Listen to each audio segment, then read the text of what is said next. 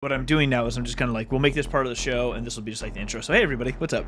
Hello everyone. Like just the chill part before we get into the actual show.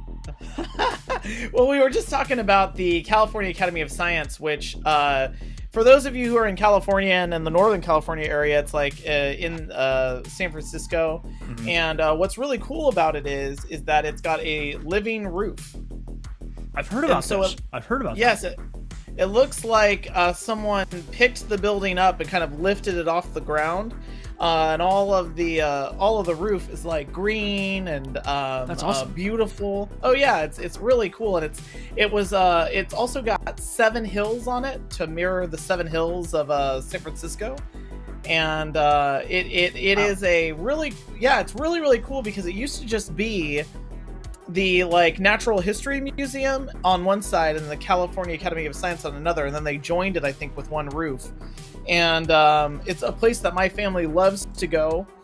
The Natural History Museum part is a little odd because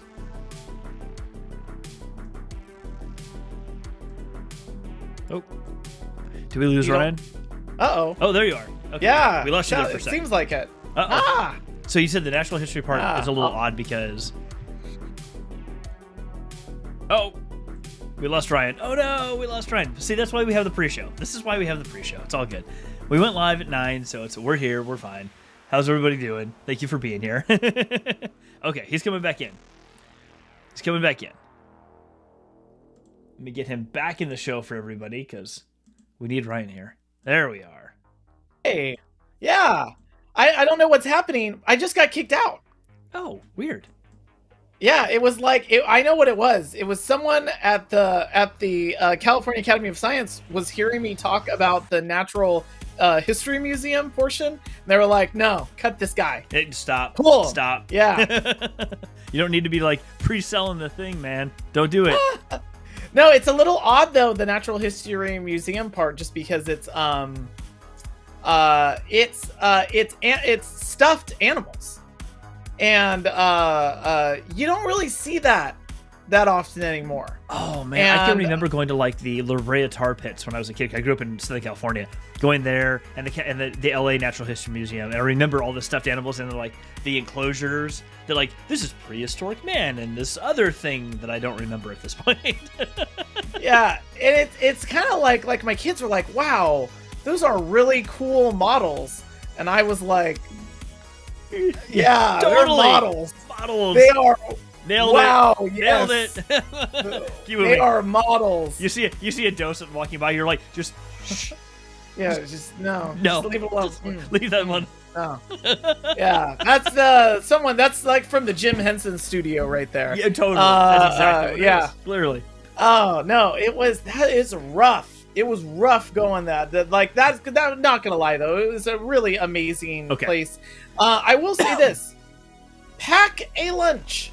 Dude, don't you worry. Like when we travel anywhere, even for like an hour or two, we go with snacks. Like we have multiple bottles of water. We have food for my son because he has to take enzymes and stuff like that to be able to eat. So we always have that. We always have snacks because too many times we've been someplace for even a few minutes, like I am starving, and my wife and I both know each other, and we get hangry. Like when we are hungry, we get hangry, like with the realness. So we have snacks with us all the time.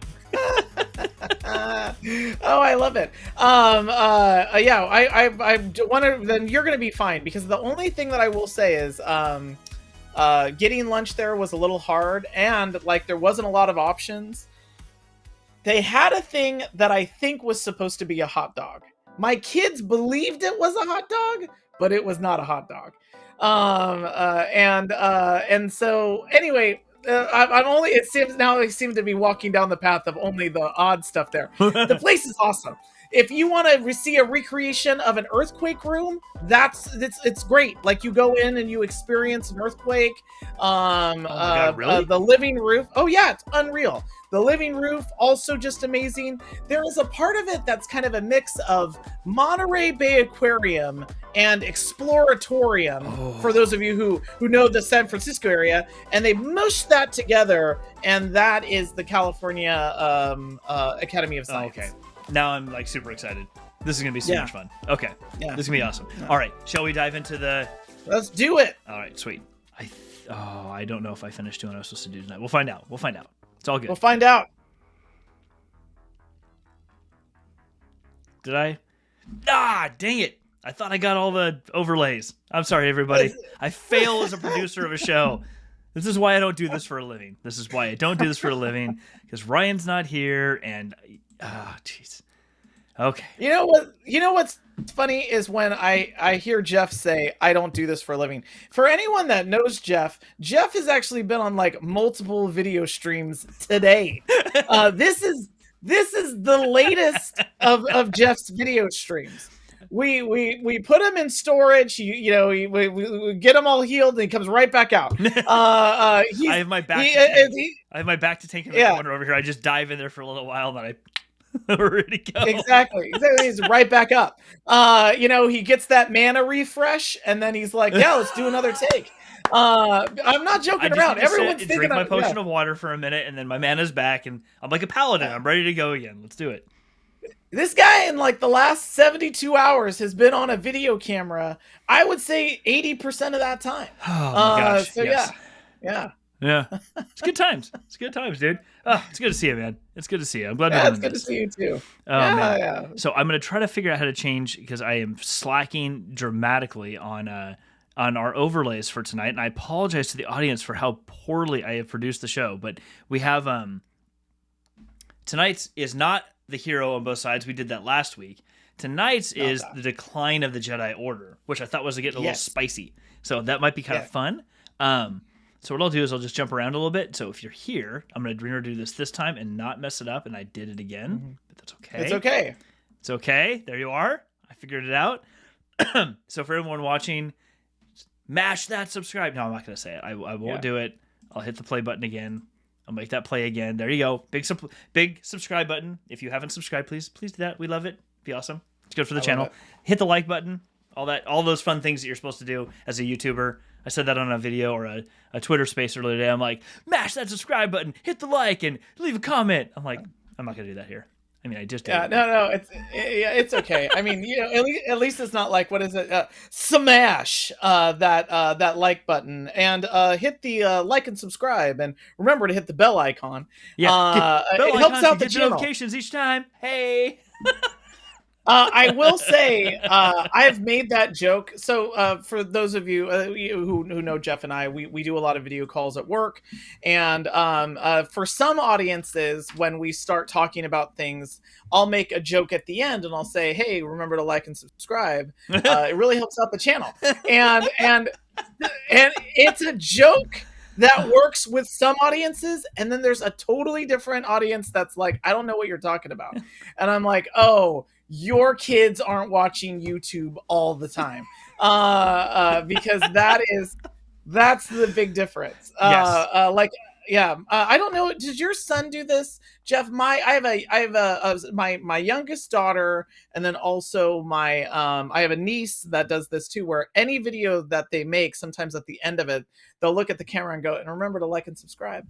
And I always think, "Oh, this is a video on someone's phone. It's not being put on YouTube."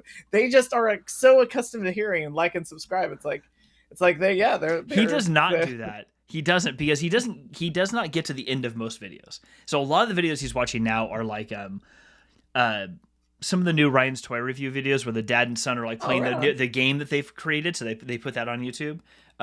He loves number blocks. Like he goes through rotation. He's back into number blocks again. He loves the singing and the math. Really cool. Like he's addicted to math. Like sometimes we'll just get in the truck and like drive someplace to.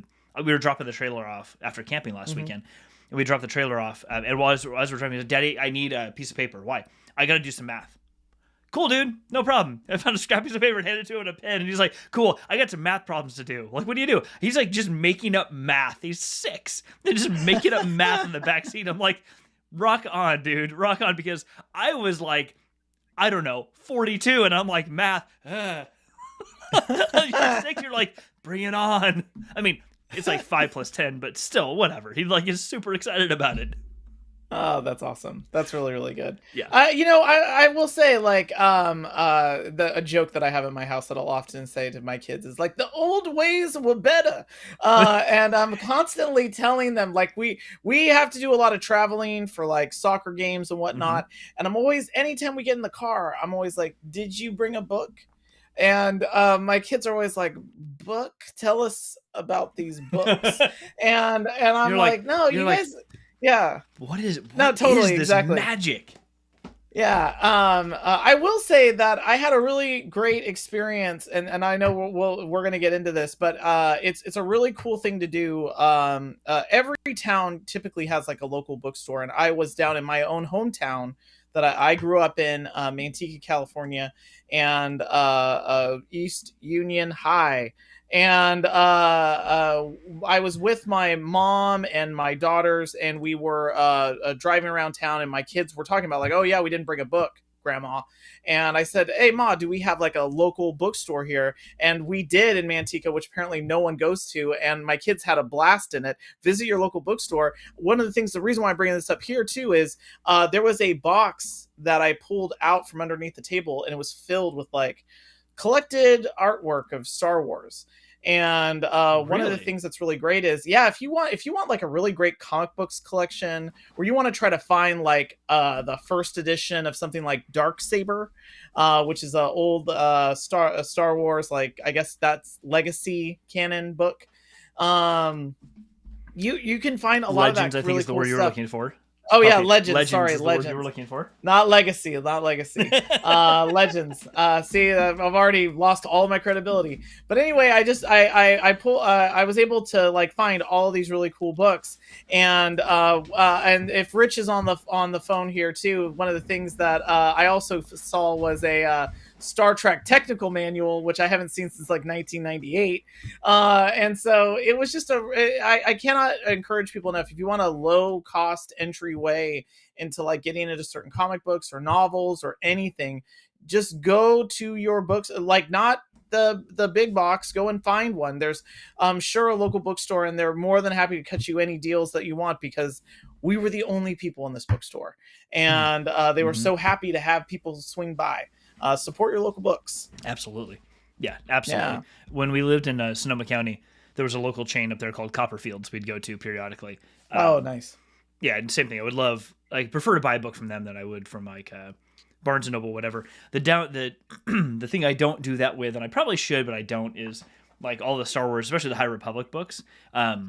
When Star Wars or Del Rey or Penguin Random House announces a new book, especially in the High Republic era, they announce it like 7-8 months in advance. Like a new one was just announced yesterday, I think, called Brotherhood, and it's basically a time period of, I think it's just before the Clone Wars starts, between and it's a book all about basically like Master and Apprentice was between Qui-Gon and Obi-Wan.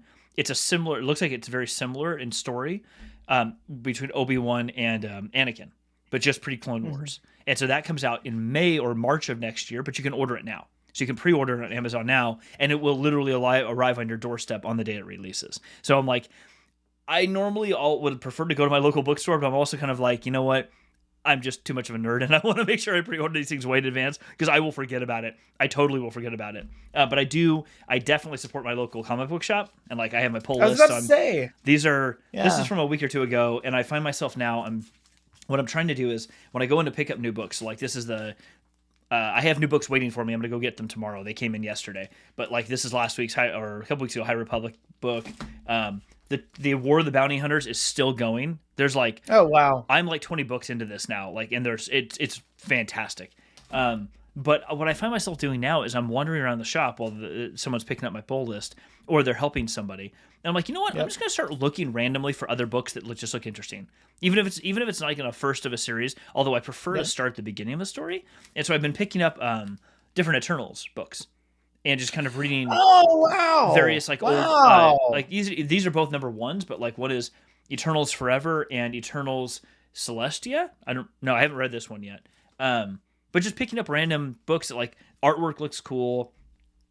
Maybe it's got a cool story.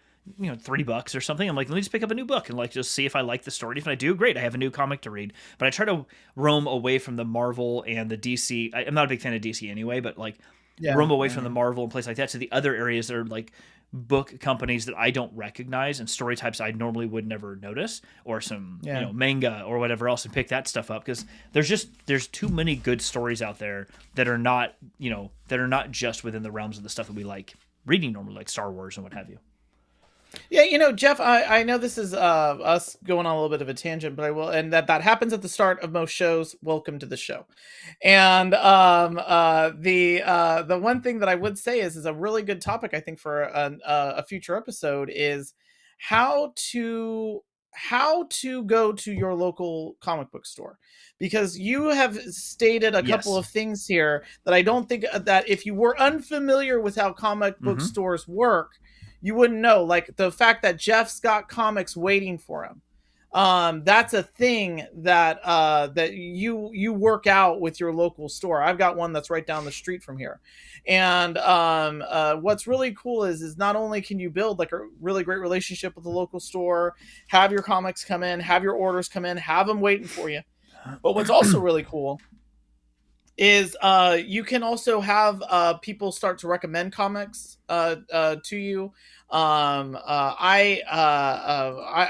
a lot of comics that I ultimately got into were because of the local comic book, my own friends in that shop.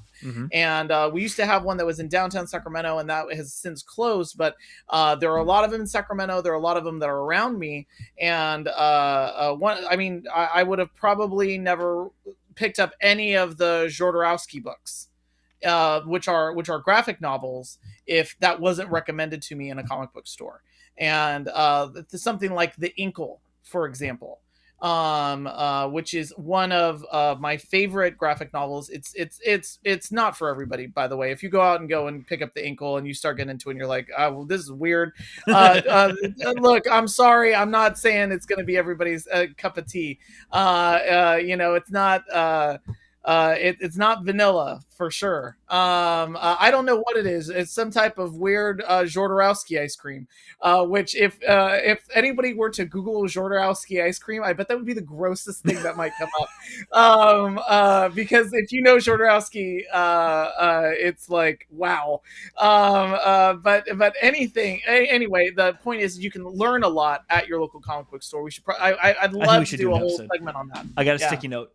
It'll go on this. It'll go on the spreadsheet. It'll be on our list here soon. Yeah, I'm totally with you. I had been hearing an example of that from my side. Is I had been hearing about Sandman for years because I'm a massive Neil Gaiman fan, and I had been hearing about Sandman as a story for a long time. But I've read his works, and when I watched his masterclass, he talks about Sandman a fair amount.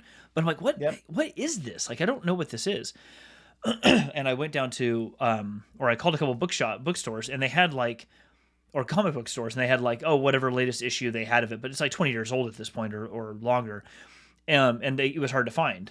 And so I happened to go to, my local shop, and when I was picking up some Star Wars books, and I asked them a question. I said, is there any way to get a hold of Sandman comics? And they're like, well, the comic runs are hard to get a hold of just because they're so old, but they're not that old, but they're old enough that it's not easy to find. They said, but the graphic novels are out there and the printed books are out there, hardcover. They said, we have the one, like 2 copies of the hardcover here of the first 6 issues or whatever, of the original graphics. I'm like, okay, I'll pick it up. It's like $30 or $40, but it's a hardback bound book that is probably, good inch thick of the first run before the second run really started. And so I'm like, you know what? I'm going to buy this. And it was fantastic, but I don't think I ever would have really tried super hard to get it if I wasn't at a place like that and felt comfortable asking. And they're like, oh yeah, we actually have a copy of this right here. Check it out. And to your point, I've gone in there recently, and whenever I'm getting my Star Wars stuff, I always go to the Star Wars section too. And usually my pull list covers the stuff that I want. They usually have other Star Wars books, but they're not really part of the stuff that I'm trying to read right now.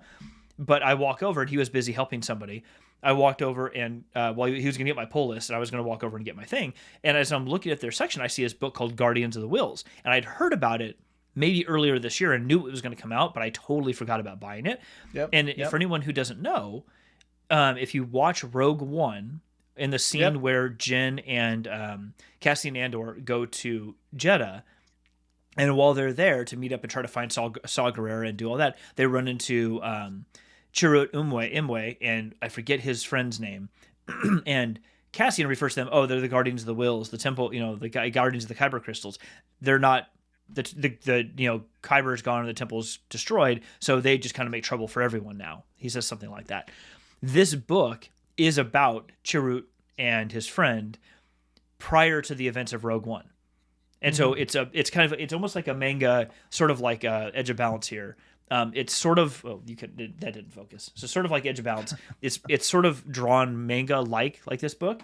But I picked it up and he goes, he's like, Jeff, yes, sorry. He goes, I was busy, but I was going to tell you about that book. We only got like 2 copies of it. It's on the shelf. You need to read that. I'm like, all right, great, I'll pick it up. But to your point, they recommend stuff because that's what they do. They keep an eye on all these things. They're buying books, they're recognizing them, and they understand what other stories are out there that you don't know about because you kind of live in your echo chamber of the stories you're enjoying. That's not a bad thing, but that's why you have them. So yeah, let's do an episode on how to build a relationship with your comic book store, because it's not just buying comic books. There's a community. I'm learning this. There's a community, and now that we're kind of hopefully starting to move out of the COVID restrictions, there's a community that you can start to really engage with safely, and everyone's cool. Like, everybody is cool. They're all people are different people, and you find that in a comic book store, that all these different people are different types of people. They're all cool in their own way, and they all just want to nerd out in a place that they feel safe to nerd out on whatever their thing happens to be. That's great. That's what you want. Yeah, and I don't know. I really like like I said, I really like the supporting local businesses is to me really important. Supporting local artists, which you can often when you go to a local comic book store, they'll have like local artists that they're like hosting their artwork on the wall. And it's funny because I think that I had taken this down because we had a series of other meetings. This is my Millennium Falcon picture, which is like one of my favorite things. I love this picture of the Millennium Falcon. I like the angle. I like that it's kind of heading away. By the way, this same artist, this is for Rich, did an Enterprise D, and I've got an Enterprise Galaxy class Enterprise is exactly the same way. And that's the kind of stuff that you can get at a local comic book convention. You can also go to your local comic book store. But again, you have the legit setup, which I think is actually really cool, which is you actually have your orders coming in there. And it requires you to go to the store. So yeah. Yeah. And Rich just posted in the chat in YouTube. I'm sorry, I'm not going to read it out loud. But I'm sorry to hear that, buddy. Yeah, we're here. We'll try to help make you laugh a little bit, man. That's what we're here for. Try to feel a little bit normal for a little while. You bring up a good point. Really sorry to hear that. I was in the our local shop. It's called Flying Colors. I was there. This is a few months back. I took my son down there. He was looking at some kids' books, and he was having a good time. And while I was there, I was talking to the owner for a minute, and he said that we have if you haven't seen it, your son might like him. There's this local artist who just released her like fifth book, and a series of her books, and they're all like graphic novel, comic book style, but more graphic novel bound. They're probably about an inch or two thick, but they're meant for kids. It's all like it's graphic novel style, and she had them up, and I'm like, or he had them up on the shelf, and he said probably the first 5 or 6 copies on the shelf there she signed for us. I'm like, that is really cool. Oh, sorry, I'm reversing the order here. I had come in with my son. The owner was talking to a gal about books and things like that. And so I took my son home because he had to go potty. He had to go to the bathroom, and there was no public restroom nearby, so we drove home. And then I came back down about an hour later once he was down for a nap to actually pick up my books. Like, we came in for a minute, then we had to leave. And I came back down, and I said, and it was more like calm down vibe. And I asked him, I said, hey, Joe, you were talking to somebody earlier and pointing to some books. Well, I'm just kind of curious, what was it? He goes, oh, she's a local artist, and I just, she asked me if I could carry some of her books, and so I do. And by the way, that we signed a few of them. I'm like, really? So I walked up and I looked at them, and I'm like, I liked the price was great, and the book looked amazing. I'm like, and I picked a book that was signed. I'm like, okay, I haven't read it yet, it's still sitting on my shelf, but it got me excited. I'm like, you know what? Yeah, whether I like it or not is kind of irrelevant. I was able to buy a book from a local artist and support her business from my local business that I like going to. And yeah, to your point, I think that's a good episode we can dive into where we talk about these things like a pull list or a pick list, whatever you want to call it, which is super nice because you get a call. And I don't want to bury the lead too. I don't want to like give too much away right now, but yeah, we can do another show where we talk about that stuff because there's some really cool things that you could do with your comic book store.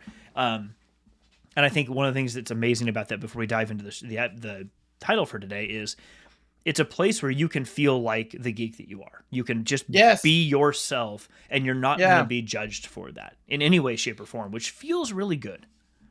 Yeah, you're not gonna like, and I mean, it's this real great intersection of people. Like it kind of, I don't know, like there's a political space wherever you are, there's an artistic space wherever you are, but it's a really great place where nerds of all feathers, I guess, can come together. Yep. And like, you know, I've got friends that are on the opposite political spectrum of me. And we have always been able to bond over Star Wars. Even though I've been like, you know, you're the Empire, right? But at the same time, like, my point is that it's great because you can go into a comic book store and no one cares about any of that stuff. Everyone just cares about like brand new thing. And there's none of this like legitimate like hate on one comic book. Like it's America or the world that's like, oh, Marvel versus DC and all that stuff.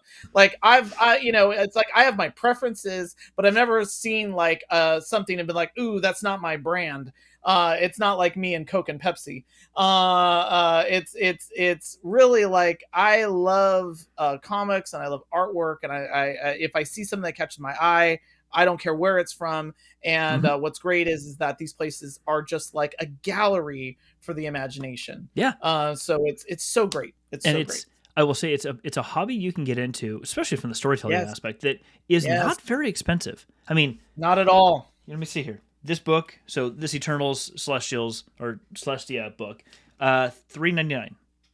You know, one, and you don't. I don't usually go in. I mean, sometimes I go in and I get a call and I've got like 5 or 6 books waiting for me because I'm like, oh shit, I forgot to pick something up. But usually it's like you have one book. One of your books came in. Cool. Go down there, spend $4.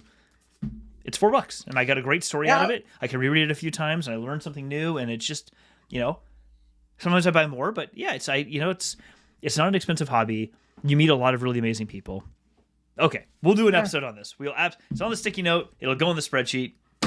We will do this. Cool.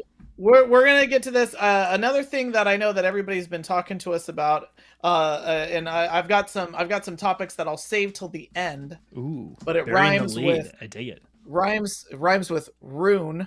So we'll get to it. Awesome. We'll get to it. I got some. I finally have some insight on that now because I was going through the list of topics we've been putting together for a while now, and I don't remember where this came across my desk, this topic or this idea. I think it was from an amalgamation of different conversations you and I have had in past episodes. Yeah. But it got me thinking because we've talked. Yeah, it has to be what it is. We've talked about the decline of the Jedi Order and where they're at in the Skywalker, like where do we see them at? And so I thought tonight would be really interesting for us to dive into where are points in the canon or legends that we have seen signs of the Jedi in decline, and it seems to almost be like ebbs and flows. But I thought it'd be really interesting to talk about those various points and some key pieces of the stories or like worlds or situations that to both of us are just like, but this is a standout for us of the Jedi are not what they were or what they want to be, and there's kind of an existential question there that I think might be interesting to try to answer when we're all done is in each of our opinions, were they ever what they actually aspired to be at all? Like, other than the High Republic, which is this new thing, have they ever really been that thing that we all think of the Jedi actually as? Mm-hmm. So maybe we try to get to that towards the end and see what we think. Yeah, I really like this topic a lot because I'm also watching Foundation, Oh, I want to see that so which bad. is on Apple, the Apple TV Plus, and Foundation. By the way, like Frank Herbert borrows a lot of Foundation from Isaac Asimov. Isaac Asimov writes Foundation. He writes the Robot Wars. He writes Foundation, and all of that is then kind of ported. A lot of that ideas there are ported into Dune, and then a lot of things from Dune are imported into Star Wars. And there's this like I don't know, there's like roots to everything, you know. There's a great chain of science fiction, and you can start all the way back to Burroughs or even Mary Shelley. And but I've been watching Foundation, and a big part of Foundation is that it's a model for the decline of the Roman Empire and the start of the Dark Ages. And that is a wildly simplistic take of Foundation, is that civilization as they knew it was in decline, and they didn't know yet. There is always these turning points in history, and that's what I like about this topic, because I feel like this is a thing that is being talked about in Star Wars that happens a lot, which is a great society or a great institution is in decline, but they don't know it yet. And one of the things that one of the examples that I always think of is the Emperor. I think it's Honorius, and the Visigoths are coming into Rome. They're going over the hills in Rome, and is that the moment that they knew that the Roman Empire was gonna fall? It's often things in decline don't realize it until they're on fire.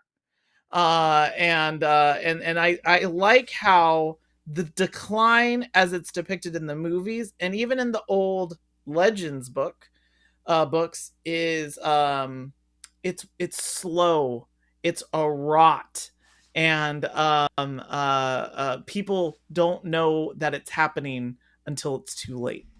But I'd love to hear your thoughts on this. I'm putting my first thoughts out there. Yeah. I really like even the depiction in the movies. The first time you see the Jedi, it's so bright in the Jedi Council, you can barely see any. There's so bright, like there's so much light in there. Yeah.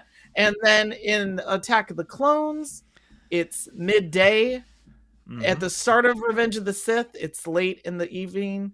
And then the last time you're in the Jedi Council chambers, it's dark. And I even liked how cinematically they show the decline of the Jedi. Continue. Sorry. Yeah, no, I love the subtle hints, and that's a really good example of the subtle places where they have shown it. Something that's always kind of struck me as interesting is that, and I don't think I could codify it until you were just talking, is every time we hear about the Sith or a Sith Empire, if we think about Legends as an example, so even though Star Wars: The Old Republic, the MMO, the massive multiplayer online game, is still a thing. It's still active. It's still getting updates, all of that. But it's the stories are considered Legends. But the game is still active. It's licensed. It's allowed to do its thing. And even in that, what you notice is that the Jedi exist and they're persistent. They're a persistent entity that exists. And the Sith, even the various groups that are trying to vie for Emperor or what have you, up through the one of the big ones, which is Valkorion, which is supposed to be this Sith Emperor that transferred its essence to another body and they created the Infinite Empire and all these things. Each time it feels like it's a shot up, as the Sith go, like a fire that is raging until it gets to a fire break, and then it burns out. And then it's gone for a bit, and then another fire starts, and it rises really fast, and then it crashes hard at the end.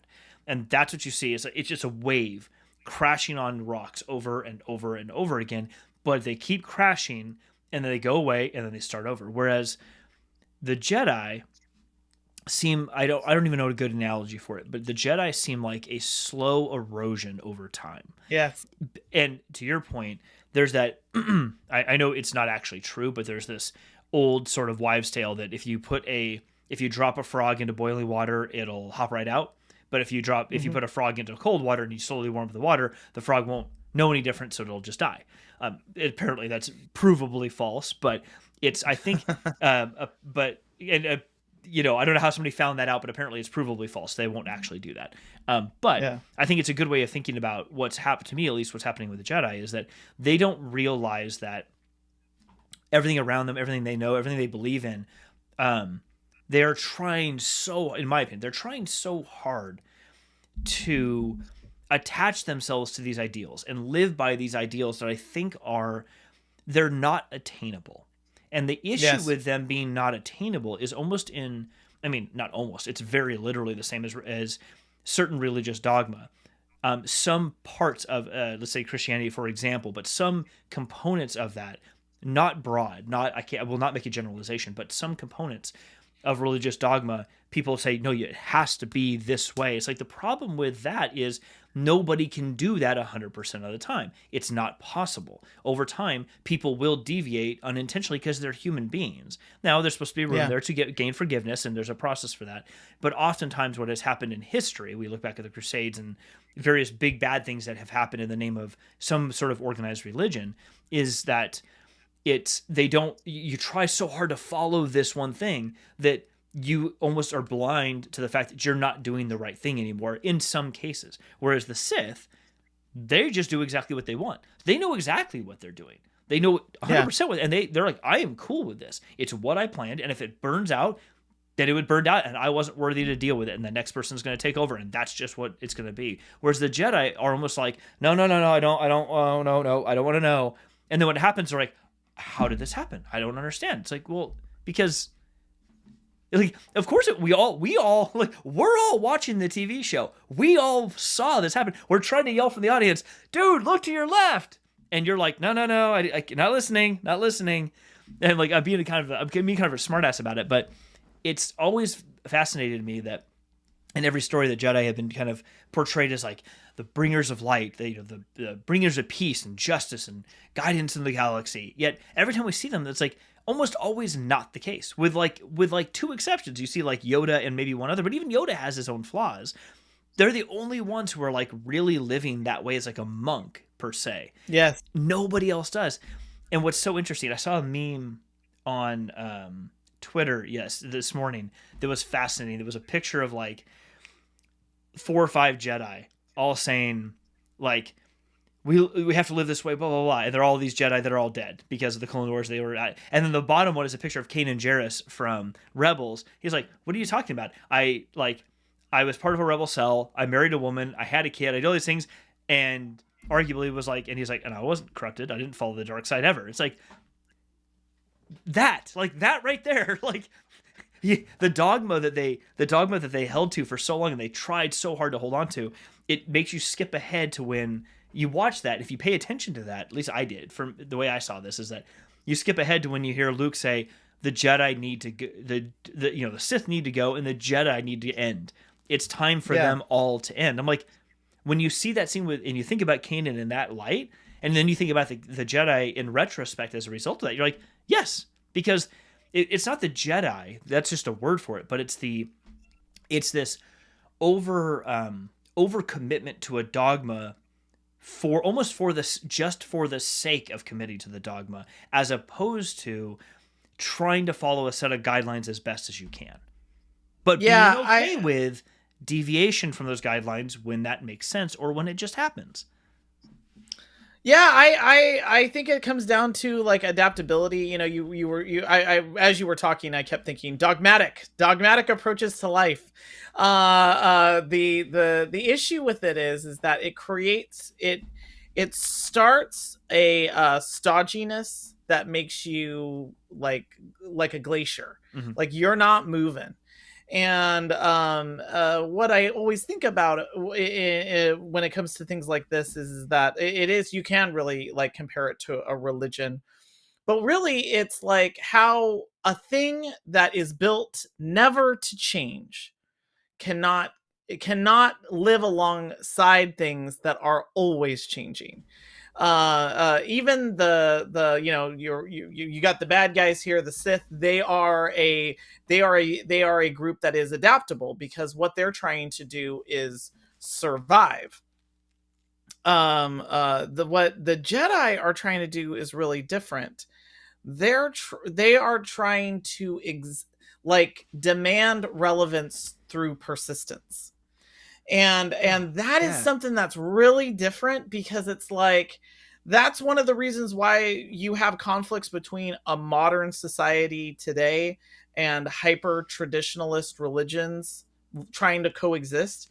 Often they can't, and it's because the one of them is rejecting the change that's taking place in the world, or one of them is in the Star Wars universe. One of them is rejecting the change that's taking place everywhere, and so the Jedi are this thing that's saying, no, our definition is in how we don't change, and and if you aren't built to change, and I mean, even Yoda.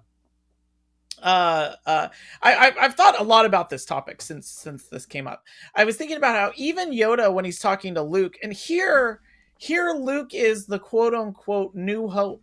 He is the last hope. Well, him and Leia, and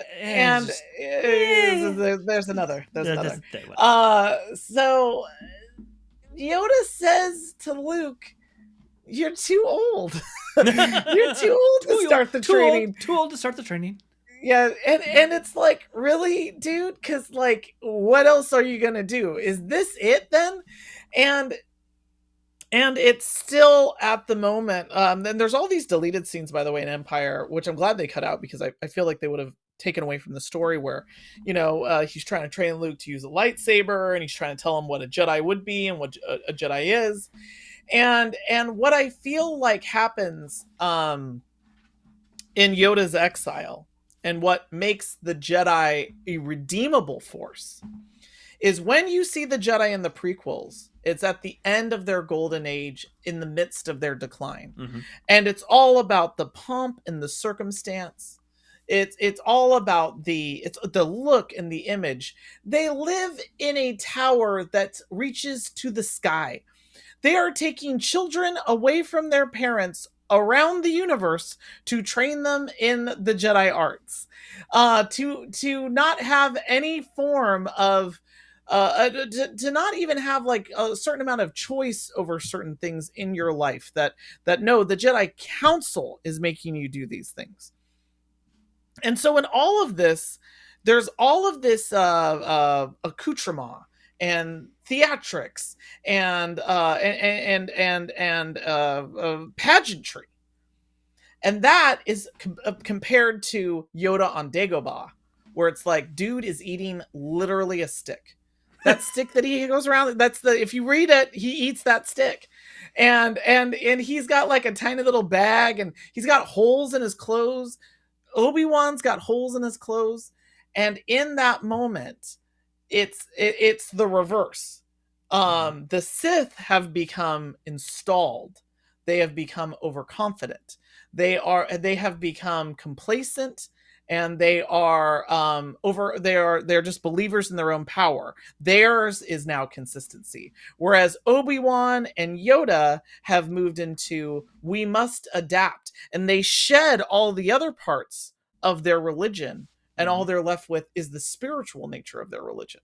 That they've lost all the theatrics, and instead you've got Yoda saying, instead of Yoda talking about the dogmatic elements of, hey, by the way, Luke, you can't get married, and don't have any children, and like, don't love anybody. Well, I mean, you're encouraged to love, but you can't really have connection. This is complicated. It's complicated. He's not saying anything like that. He's saying things like, luminous beings are we, not this crude matter. I'm strengthened by the Force. It's all about the Force, and it's less about the institution.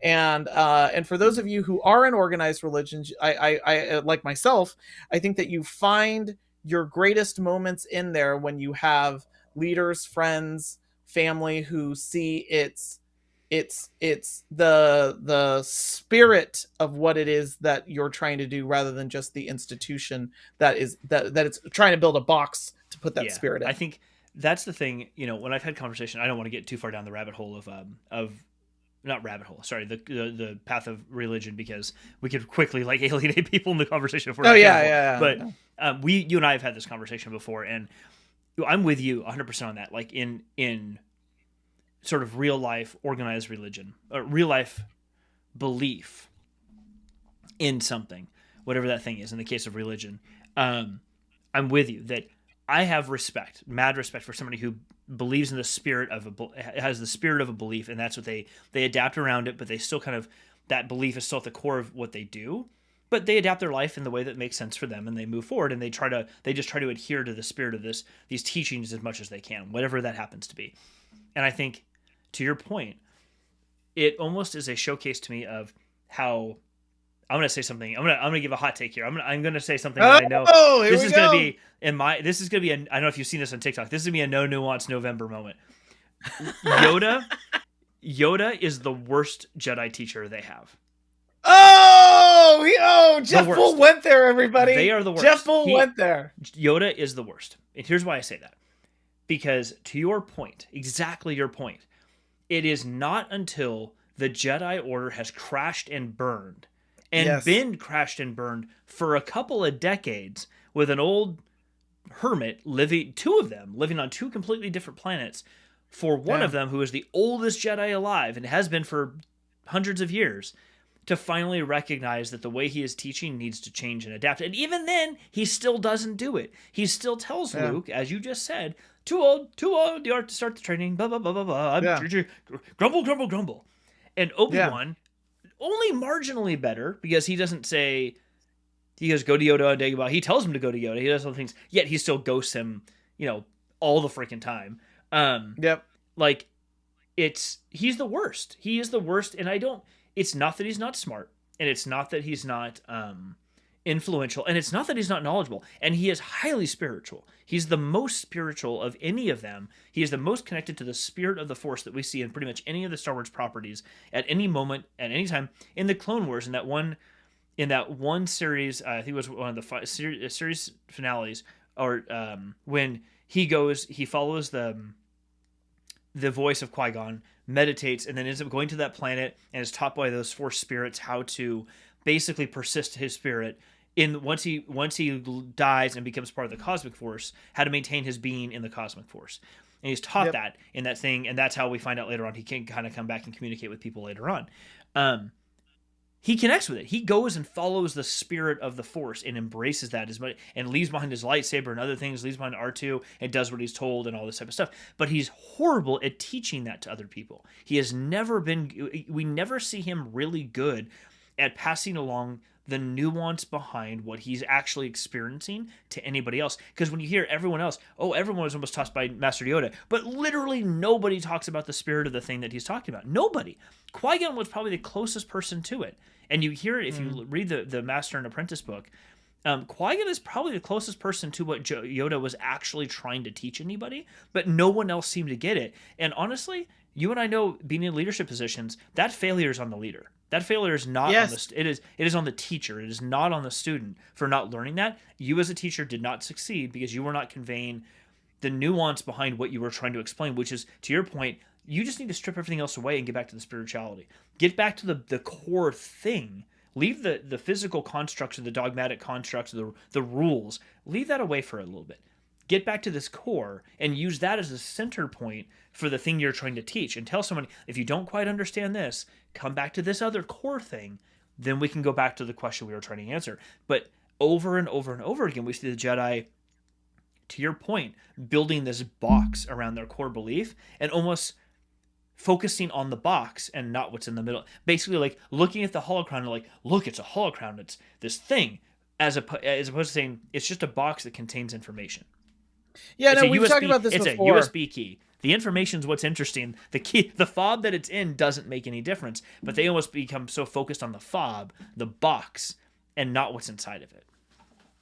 Yeah, and it kind of loses the I don't know, it kind of loses the admiration of the great mystery of all things. And I know that we're touching on things like religion, and I'm from a very I practice a very organized, and definitely it has its pageantry. I'm Catholic. And one of the things that I always find to be really interesting about comparisons that I see, and not just Buddhism and Shintoism and Islam and Judaism, and of course Christianity, and me being Catholic, is there is a a need to want to find rules to build, like, basically, and it can act almost like a gatekeeping, to be able to say, this is what separates us from other people, so these are the rules that we follow. But in that, and this is what I mean by, it's easy to mistake the act for the thing itself. It's easy to think that by following those rules, you are the thing that you're doing. It's like it's one of those times where it's like, it can look like a duck, but it's not a duck. It's like, it looks like a duck, quacks like a duck, but it's not a duck. And what I mean by that is that the core of a lot of major belief systems is the admiration of the mystery of the thing that you believe in. It is the exploration of that mystery. That's what is persistent in Christianity. That is what is persistent in Islam, which is persistent in Buddhism. It's the insistence that the question it is, to borrow a line from Star Trek, it is the unknown that defines our existence. And so what you're trying to do is that you're trying to use this theological methodology as almost like a ladder to explore that mystery, to explore the unknown. And that's the big work to do, and that's the big work that the Jedi were doing with the Force. And in that, they somehow lost that and got locked into the rules and their roles in the Republic, and then trying to not change as the Republic itself was changing. That's the same thing that happens in modern religion and now, and it's not even just religion. It's also like, you can even see like fraternal organizations or cultural organizations like the samurai, like the culture of the samurai, and how that what that looked like running up to the end of the Japanese isolation, the opening of Japan. These are all things then of course the Meiji restoration. These are all things that it's the immovable, the unstoppable object hitting the immovable item. And that's what's happening to the Jedi. They are unwilling to change, but they are only being thrown up against the world of change. Yeah, you mentioned fraternal organizations, and my first thought was the Freemasons. Yeah. I know a lot of the work like Dan Brown has his novels around like the Da Vinci Code and those sorts of things. And one of his books is in the same series with Robert Langdon, is called The Lost Symbol. It's one they actually made a TV show of it. I've watched the TV show a few times. My wife is entertained by it. I am annoyed to no end because the book, of all the Dan Brown books in that series, it's my favorite. It's the only one that takes place in the domestic U.S., which is kind of interesting. It's my favorite because it's the most it feels the least action oriented to me.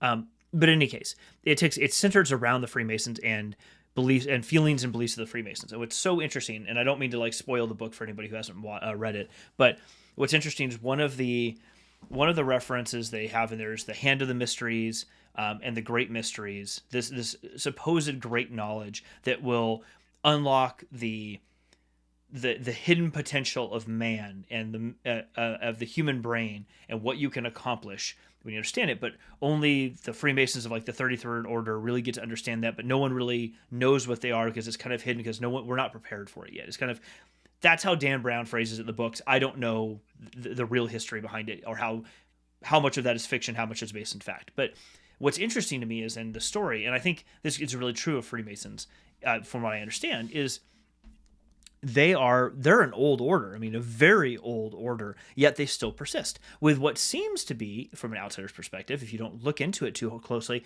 dogma that doesn't seem to change a lot.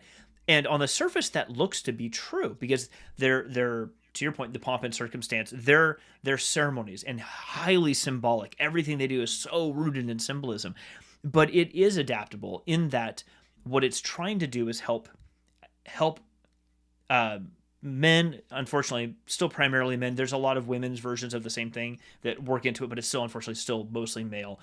But that, putting that piece aside for a second, what they try to focus on is helping humans better understand the living world around them and how their place in that living world, giving them a center point to come back to anytime they feel like they're losing their way in the world. They can come back to this center point. And I think that's what's so interesting about organizations like theirs, not limited to theirs, but many others, I'm sure, is they teach that. And I think that's what that's really what the Jedi missed, is they stopped focusing so much on essentially being monks to better understand the cosmic force, the living force and the cosmic force, getting involved in galactic events when necessary, and when impelled, like not impelled,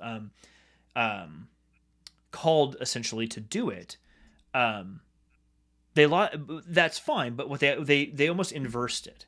So you look at everything that happened, and they basically are now part of the government. They're part of the structure. They're part of the system. Yes. Which unfortunately means they focus so much on the tactical things that have to be done every single day that they stop thinking so much about, by and large, about what's their core belief.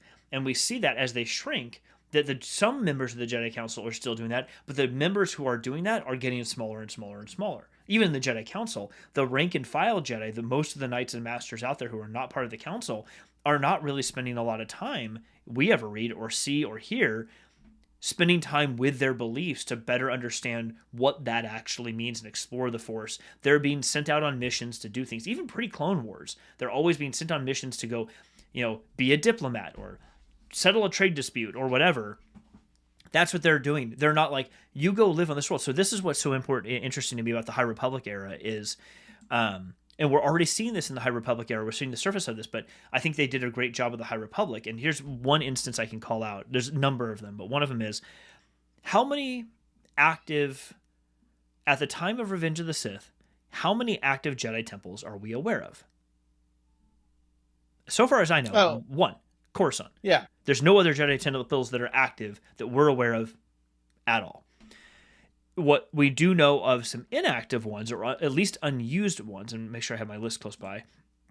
The unused ones or inactive or destroyed ones that are Jeddah. We see that in Rogue One. Yeah, I was about to say, Jeddah does come up in Rogue One. Absolutely, but it's abandoned. It's partially destroyed. It's just in disarray. We see the statues and stuff laying on the ground. When you do a flyover of Jeddah, you see the big statue of somebody holding a lightsaber, kind of like embedded in the ground. Octo, where Luke is living, it's the first Jedi temple, but it's not. It's a complete disuse. Lothal, we see that in Rebels when when Kanan and Ezra bring a Jedi temple up from the ground that clearly has not been used in who knows how long. And there's a few others like Ossus and Dantooine, but those are more obscure.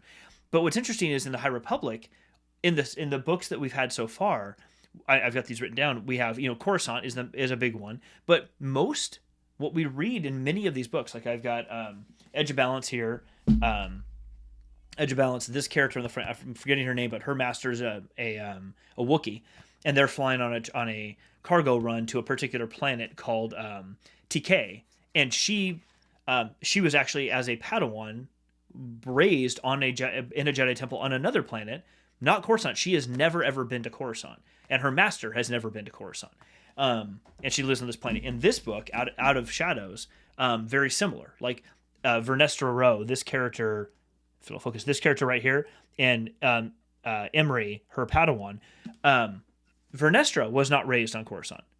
She was raised in a Jedi temple on another planet as well. And I find that interesting because Han Talos Jedha is an active temple in the High Republic. It is like one of the most sacred places people go because, including Ilum, Kyber crystals also are found there. And so it's like Ilum in that it's a place you can go to get your Kyber crystal. Haliep is another one they mention. And it's interesting because we've already found out about a number of Jedi temples that are active. Jedi live there, and they're there to serve the community. They're literally there to live, study the Force, and serve the community around them. They describe that in detail in many of these books.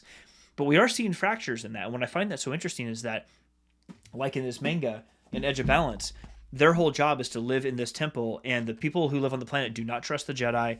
They don't trust Force users because they've seen some bad things happen by people who use the Force or people who have abused the Force in the past. And so they're there to try to build trust, help them farm, help them grow, help them live. That's it. That's their entire role. So the Padawan and their master who live there are training as themselves, and then there to help the people around them. And they'll maybe go to Coruscant if they're ever asked to, but that's it. And I find that fascinating because what we see in the Skywalker era, a couple hundred years post High Republic, is not this. So clearly a lot changed in that period of time, and we're starting to see fractures. And I think it's really interesting about this story series that they're doing because we really get to see the decline. To your point earlier, it doesn't have to be the slow burn that we have to kind of assume and sort of intuit things that we have seen in legends and canon and mix them together and say, yeah, that's what this was. That might have been, I'm going to interpret this as this. In this, we get to see it. We literally get to see it happen. But these Jedi temples are all over the galaxy and people live in them. They actively use them. They're running them. Like Coruscant is just one temple. It happens to be on Coruscant. It's big, but it's not the only one by any stretch of the imagination. And I find that fascinating in how we're starting to see, sort of intentionally see in the story, the declination of this order and what they're about and what they mean. But what we do see a lot of in the High Republic era is the Jedi are actively encouraged to embrace and understand their own personal connection with the Force. It is mentioned actively with like 7 different Jedi from Avar Kriss, and we've talked about this. She's like the best of the best Jedi. She encounters the Force or experiences the Force as music. So she literally can detect you in the Force as another Jedi by hearing your song. She literally hears your song in the Force. And when your song stops playing, that's how she knows, oh my gosh, that person, their light in the Force has been extinguished. They're no longer part of the living Force anymore. Another one, it has synesthesia, so sees the Force as colors. So sees people in the Force as a color. They like glow to that person as colors. Another one feels it in a different sort of rhythmic way. One person is encountering it like earth elements, like air, fire, earth, water, like feels like these elemental connections to people. And they're encouraged to explore those connections to the Force because that's how they connect to the Force. It's how they understand and know the Force. So it's how they can interact with it more regularly. And I find that super amazing because it starts to give us a better baseline for what the Jedi really could have been and should have been, always were intended to be or hoped to be. And we get to see it this way, which to me is almost like, all right, great, there's our new baseline. So now we can really watch the decline happen that is in a more active way than it's been in the past, where it's harder to see because, to your point, it just happens as an erosion over a very, many thousands of years. This is a couple hundred years. We'll see this we'll see this happen. Yeah, and I mean, we've talked on the show in the past about, big things have small beginnings, but it is like in Foundation, which is, a great space empire that is faced with the same issues that are faced ancient Rome. Which is the decline that happens over time, and how decline is increased and then only seems to create like a self-sustaining system of bureaucratic malaise and corruption. And then slowly over time, all you have is the institution and not the faith that people used to have in that institution. And that's also why like countries fall apart. The fall of the Jedi is not just one of like overconfidence. It's really one of like